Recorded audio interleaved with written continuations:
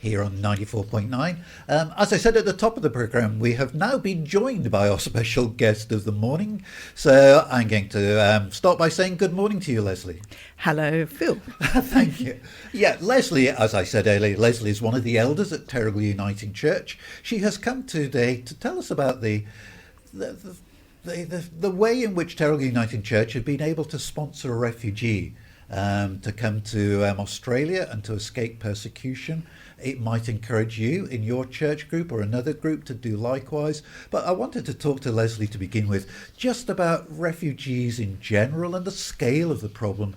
So Lesley, look, we see on the television, particularly at the moment with Ukraine and Gaza and places like Somalia, we see these TV pictures of displaced people around the world. But what is the scale of it? Because we all live in our own little corner of the world and we don't have a handle on just how big a problem this is. Well, in the middle of last year, the number of refugees around the world was 110 million.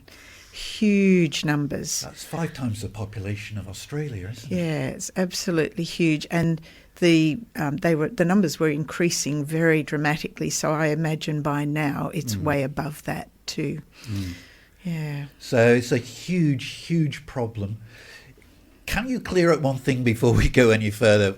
I mentioned refugees there, but I think so many of us get confused with refugees and asylum seekers. And is there a difference, or are those two terms interchangeable?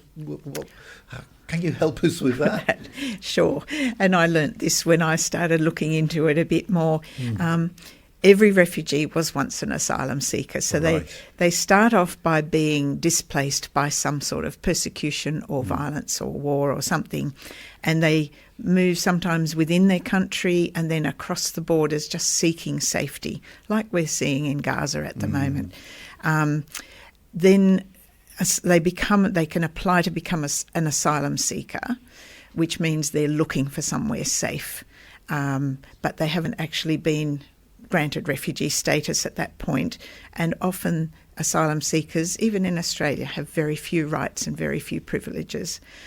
Once they are granted protection, once their story's been verified by somebody to say, yes, they genuinely have been escaping persecution or war or whatever, then they become a refugee and they are given more rights. Well, within Australia anyway, they're given more rights after that.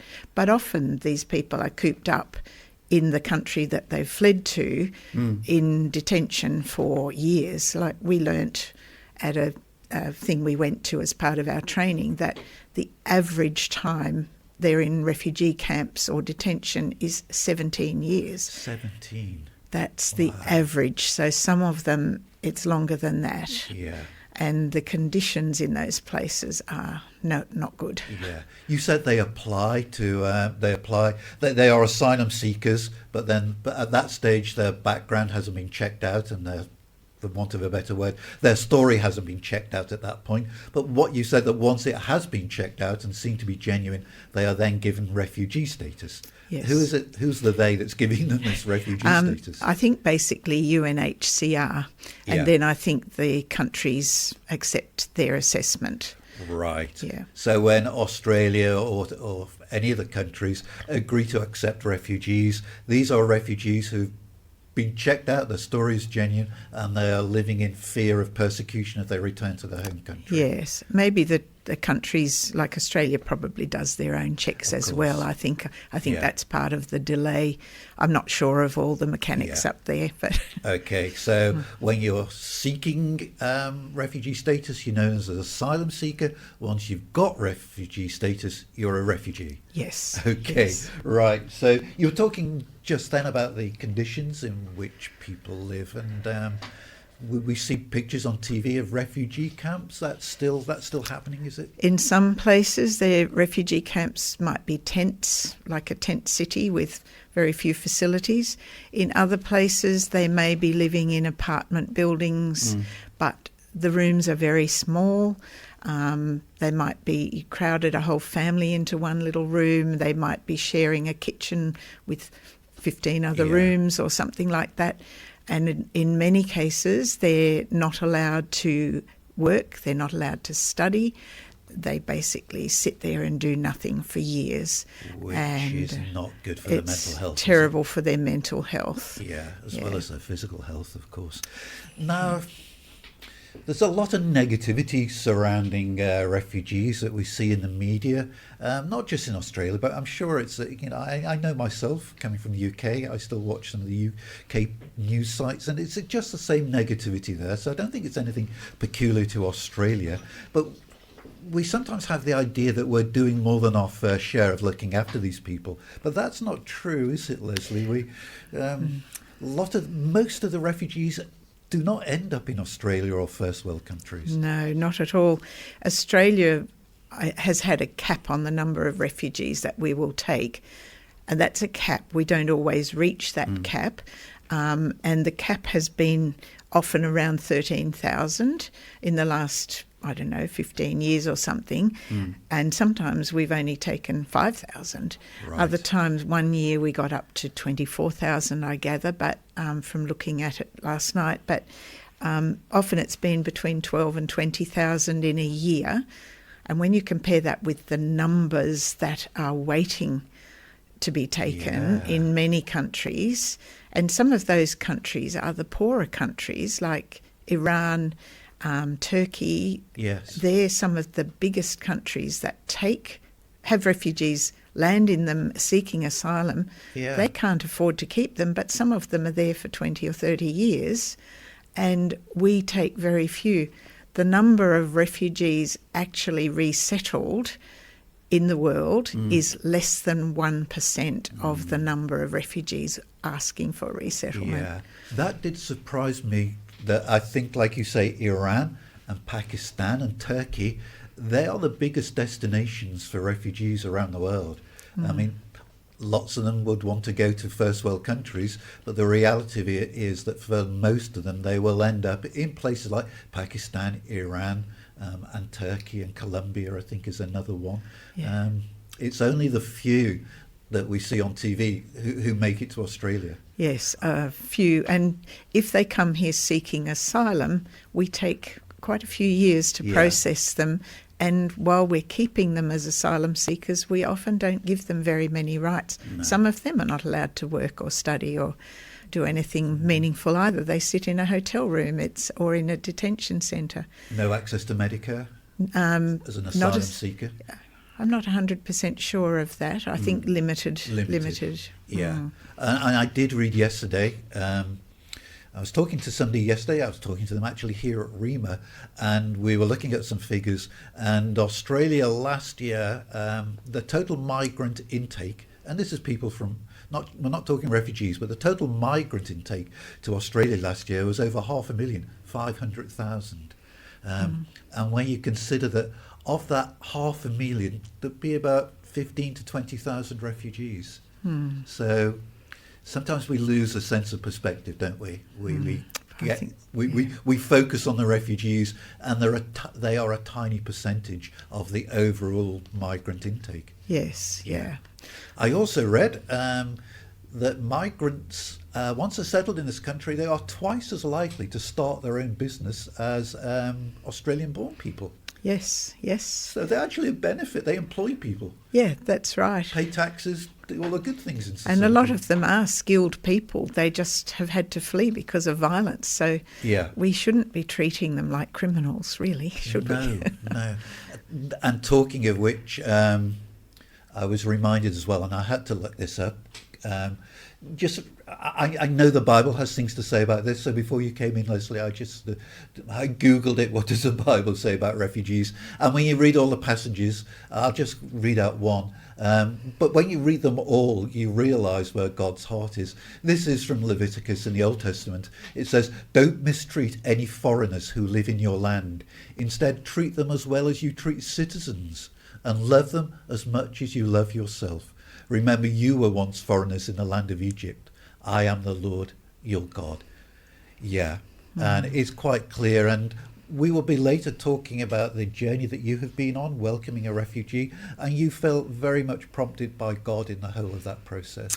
I certainly did, and I've looked forward to telling that story afterwards. But I had felt helpless for many years because I could see what was happening here wasn't really what was reflected in what I read in the Bible that we should be doing.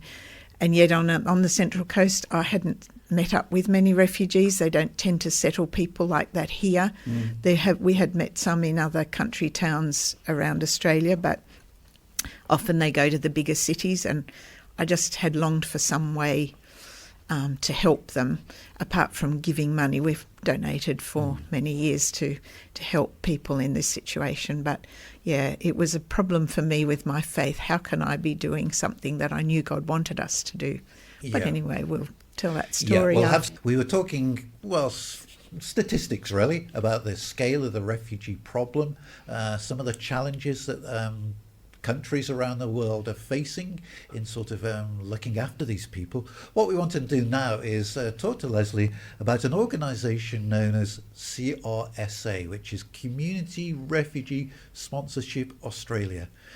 And picking up where we left off, you very much feel that God led you down this pathway and put you in touch with this organisation. Yes, I do. It's been on my heart for a long time that I'd love to help refugees in some practical way. And one day at church, I don't know whether it was October or November a year ago, I put that into a prayer. I was rostered on to do the prayers of intercession, and I put that in the prayer that God would help us as a church find some tangible way that we could help refugees. Well, after the service, another lady in the congregation came up to me and said, I just saw a program on television last week where there's a new government initiative where community groups can settle refugees. I'll send you the information.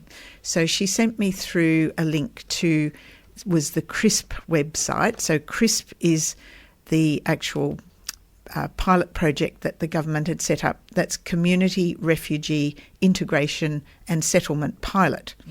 And that was launched in the middle of 2022, and it was late 2022 when I came across it through this. I felt it was a real answer to prayer, an immediate answer to prayer. So I looked into it, and the government uses CRISA, that Phil mentioned, to administer this and to train the groups and to match the refugees with them. So it's, the two organisations. CRISP is the pilot program where the Department of Home Affairs is set up, but then CRISA is the administrative tool for that. Okay, basically. Lots of acronyms as usual Yes. in government. So you heard about this new initiative, this new organisation. You reached out to them? Yes, I first of all took it to our Elders Council. We were having a meeting the following night, and I was so excited by it that I took it to elders and said, is this something we could look into? And that night we were actually looking at some projects that we might fundraise for the following year or put to the congregation to choose them. And the elders unanimously said, yes, let's put this one into the mix. I had tried... in the program on the TV, they had showcased the Gosford Anglican Church was actually one of the four initial families. They sponsored one of the four initial families that were brought out under this pilot, and they had showcased them on this program. So I rang Gosford Anglican, but by Monday night I hadn't managed to connect, but I connected on the Wednesday and chatted to them about the process and became more and more convinced that we should be doing it. Yeah. So everything's lining up. So we then I wrote something up to go to the congregation who were voting on we put forward 6 ideas that people in the congregation had put forward, and they had to vote and choose 3. And this came out as one of the most popular ones. So we ran with it. That meant we were allocated a month the following year to do our fundraising. So I would imagine that, let me get this right, CRSA, who's sort of doing the program for the government, they have to make sure that the people who sort of come on board are all properly trained and vetted. Yes, yeah. So the program works where any group of 5 people, 5 adults or more in a community can get together and apply to become a community supporter group. Doesn't have to be a church, does it? Doesn't have to be a church. It can be groups within the community. It can even be individuals can register with CRISA and say, look, I really want to do this. And they can be matched with other people in the community who they don't even know yet. So I think that has happened on the Central Coast. I think there's another group formed.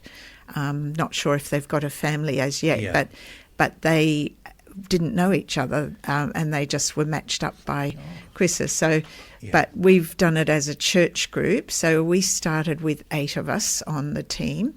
You do your fundraising, then each individual registers themselves, and to do that we have to tell them a bit about ourselves, but we also have to have a working with children check and a police check done. Everyone on a team has to have those done. We understand that. Yes, because they have to ensure the safety of the people. And once all the team have done those checks, we then go through some training, and there's some online training first that each one can do by themselves, and then there was a 3-hour session that we had to do as a team together on Zoom. And there's a lot of reading. There's heaps of resources they've provided and that sort of thing, so we could read as much as we like. And I know some of our team went to another thing in Sydney that we discovered called Refugee Camp in My Neighbourhood, which was very informative. It was like a simulation of refugee camp situations, and it really hit home to us. Just what they're going through. So was fundraising a big challenge? Because I don't want to be nosy or curious, but how much does CRSA expect you to raise? If there are people out there thinking, oh, this sounds, my heart is for this, what are we looking at in terms of fundraising? Well, it's probably in the realm of 10 to 15,000 at least, and if you're going to take on a family, 20,000 would probably be more helpful. But if you're doing a single person, you may not need even 10,000. Right. It just depends, and you can choose. You actually can make those choices, but the costs that you have to cover are. You go and meet them at the airport. So we don't pay their airfares to get here. The government pays the airfares. Then we meet them at the airport, and from that time on, we take them under our wing. So we find them some temporary accommodation first, and that could be an Airbnb or a stays home or something, or a short-term rental. We give them some living allowance for their first week or 2 because it takes a bit of time to get them linked with Centrelink and that sort of stuff. So you give them living allowance, you take them shopping, you buy them some clothes, because they literally arrive with a small suitcase with a few clothes in them, and that's it. So we take them shopping, buy them clothes, we buy them a mobile phone, you might give them a laptop, things like that, load up an Opal card for them. So there are costs like that you cover. And then, medical costs are basically covered by Medicare once they're linked with Centrelink. Yeah, because these people, because they have refugee status that you explained earlier, they are given by the government a permanent resident visa in acknowledgement, really, by the government that these people are actually are fleeing for fear of their lives, really, aren't they? So they've got permanent residence, which is very reassuring to them because finally they can feel safe in a country. And dental care is not covered by Medicare, but so the group may have to pay for dental care. You then help them find longer term accommodation, and you might choose to pay the bond for that and maybe the first few weeks rent for them. So there's some of the main costs involved. So if they need English lessons, do you have to pay for those? No, the government gives them free English lessons, which is great. So once they're a little bit settled and can retain what they're learning, we enrol them in TAFE to do the AMEP classes for Migrant English, the language. migrant English program, yeah. Yeah, and that's, I'm imagining that is the biggest thing, isn't it, for somebody who doesn't speak English to integrate well into Australian society. It's absolutely critical that they get a good mastery of English. Yes, and that is a difference between being an asylum seeker and particularly someone who tried to come here by boat. They were given temporary protection visas and they were never offered free English lessons, because we've met one guy who came that way and he said he's had to pick up his English the hard way by just learning from other people. But these days the refugees that come now are given the opportunity, and for their first 12 months here the government has them on job seeker, but does not expect them to look for work as long as they're attending TAFE. So they're not expected to look for work, but they are expected to learn English. Yes. Which is, yes. again, that sounds fair It's enough one to or me. the other. To get the job seeker, they either have to be Right. attending TAFE or looking for work. Yeah, So and if they're not doing either of those, they lose their Centrelink yes, allowance. yes. That sounds fair to me. Look, we're going to break for some more music, Lesley, and then when we come back, I wonder, there will be limits on what you can share of the refugee that you welcomed to Australia, but we'd love you to tell our listeners a little bit about that person and just make this real and make this human, because for you, it's you had this vision over 12 months ago, and all of a sudden there is a person standing in front of you, a refugee. But the refugee journey that her and her church and that group that she talked about at church that they have been on for the last 12 months or so, it all came to a head, didn't it? One very early morning in November. What happened then? Well, we were told that we actually were matched in the end with a single young man from Afghanistan, but he'd been in detention in Indonesia for about 11 years. So he was arriving from Indonesia on the morning of November the 8th. So we had to be at the airport about 6 a.m. because that's when his plane landed, and we wanted to make sure we were there. We didn't want to miss him. No. Yeah. And so we got up at 4 o'clock to find messages on our phone that there was an Optus outage. Oh, it was that day. It was that day. It yeah. was, and our hearts sank because we thought, how are we going to connect with him now? But anyway, we got in the car and we drove down there and we waited, and then we realised that the airport did have Wi-Fi, so we could at least connect by WhatsApp, because I had been emailing him and then WhatsApping with him. So at that stage, what do you know about him? Have you got his full bio, or are you just given the bare facts? He's from this country, he's aged this, and you'll see him in November.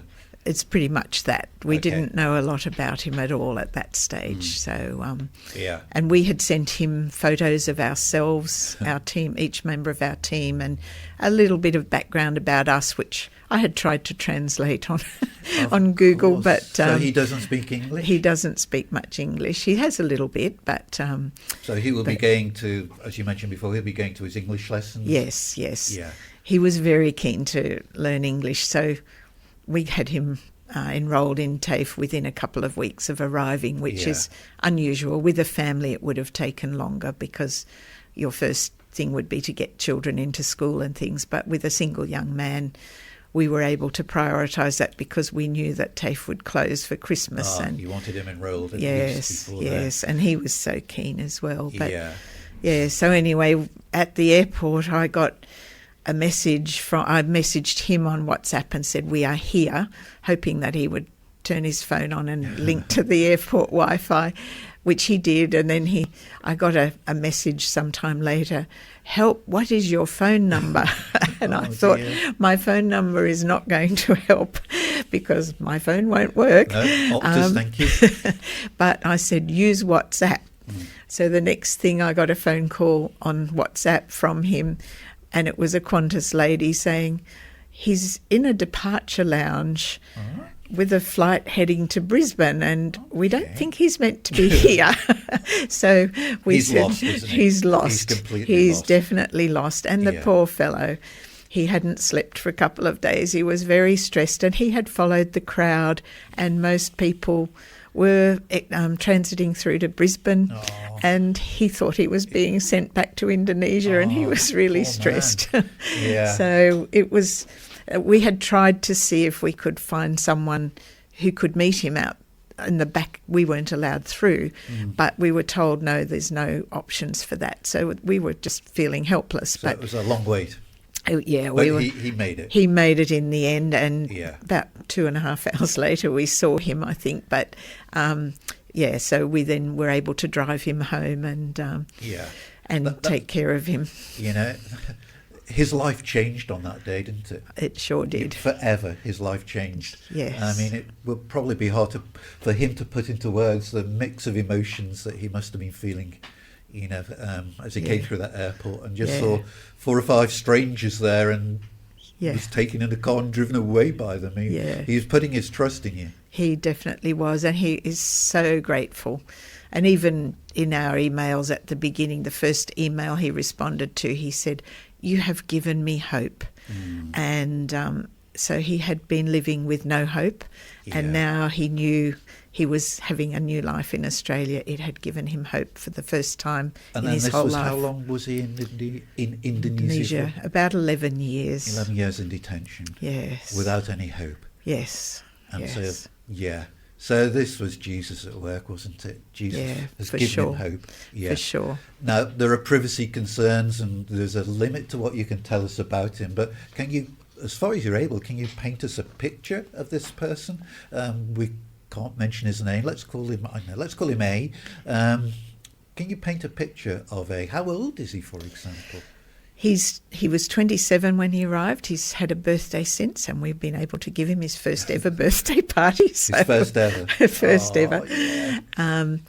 Yeah. So he's a young man who basically has had the best years of his life stolen from him by having to sit in a bedroom in detention, doing nothing for 11 years. And because if he was 27 when he came to Australia, and he's been in detention for over 11 years, you're talking about a boy, really. Yes, at that time, a teenage boy, and the years prior to that had been very difficult for him, and we can't reveal anything. We don't actually know a lot about that anyway, difficult.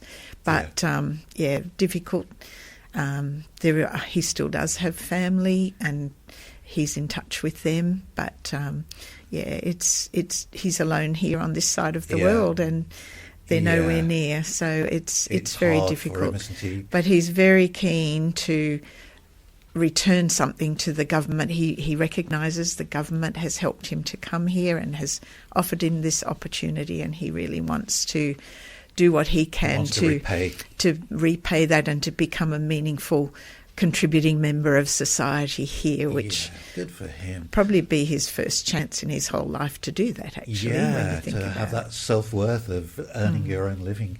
Look, before we finish, Lesley, just one final question. What are his biggest challenges at the moment? Learning English, finding a job, finance? What's the biggest thing in his life for him at the moment?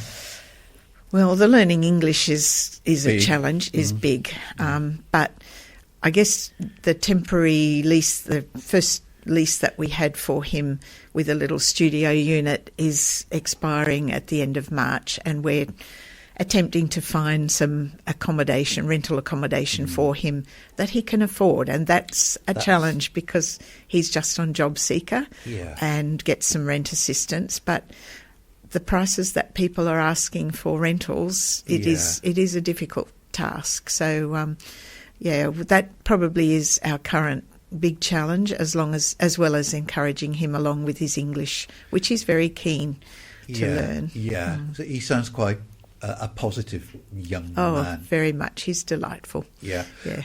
So look, we've mentioned it once or twice on Rhema that he's been looking for accommodation. It's self-contained accommodation, really, that we're looking for, isn't it? If it's possible, If we need to, we'll look at share house situations. But and in Gosford, are you thinking? Well, Gosford, or somewhere that he could easily get to Gosford by bus, and frequent bus routes. We have found that where he's been, the buses are not very frequent, No. and it takes quite a while to get to Gosford. And he's But, got to get to Gosford to do Yes, his TAFE. Yeah. And if he wants to visit his friends in Sydney, because there are friends in Sydney Yeah. who were in Detention. Indonesia with him, so he goes by train. So Gosford, Yeah. East Gosford, Springfield, On Erina. a good bus route. Yeah, really. on a good bus route somewhere close by. Yeah. Yeah. So look, if any of our listeners are able to help out in that regard in finding him some accommodation, they're in Gosford itself or on a bus route, a good bus route into Gosford, that would be perfect. We'll make it easy for you. I won't give you Lesley's phone number now because you might be in the car, but just give Rhema a ring. You know our number, 43. I forgot it now. 43. Oh, look, I'll give you that number later. You probably know Rhema's number better than I do. I will give that number a couple of times before we finish. Just give us a ring here at Rhema, and we will pass on your details to Lesley. And Lesley, it's been a delight talking to you. We just do pray that God will continue to bless this young man, and we thank you for being faithful to that prompting from the Holy Spirit over 12 months ago now. Thank you, Phil. And I'd like to just say, if anyone else would like to do a similar thing, all you need to do is Google CRISP, CRISP, and look for the refugee one. If other CRISPs come up, it's the refugee settlement one you're looking for, and Yeah. it will tell you how to get started. So you get together a group of people and you tell CRISP you're going to start joining in, and then you fundraise and you do your training and off you go. Yeah. And it's a wonderful way to feel that you're actually changing someone's life and helping them in a showing very them the love of Jesus. in a very, very tangible way. Yeah. So again, get in touch with us and let us have your details. We'll pass them on to Lesley. 4367 40 42. Say I remembered. 4367 4042. That's our number here at Rhema. Give us a ring. We'll pass your details on to Lesley.